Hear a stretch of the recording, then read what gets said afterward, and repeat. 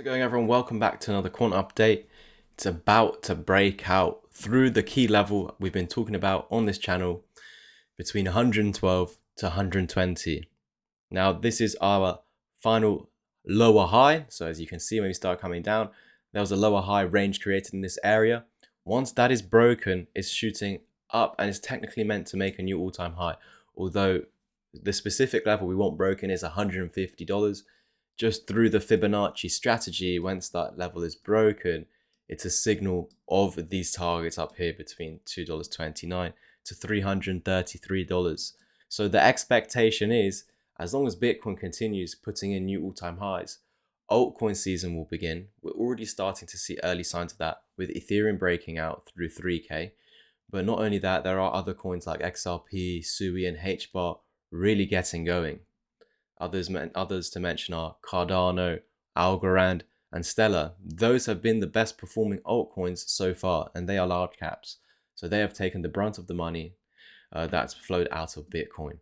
Now, I do expect the rest of large caps to also follow suit, but they'll just wake up as they want. There's no real knowing. But there are some key levels on the quant chart, which is $120, and I think that's going to act as the trigger. Once we get a daily candle through that zone, as you can see right now, there has been a rejection from that area. It just needs to build up once again. As long as $112 holds, and we've seen that reaction over the last couple of days, this area being recovered and should now act as support. 120k should then, 120k, that's where we are with Bitcoin. $120 should then break, and then it should target 150 and get there within days. Within under a week, it should get there once 120 is broken. That is a key level of resistance. It might just hover there for some days, maybe a week. And then once that level breaks, it will pretty much shoot up instantly to $200+. There's not much for me to add. The only thing I must say is it hasn't broken out just yet. It can still technically go wrong. But why should it with new Bitcoin all-time highs?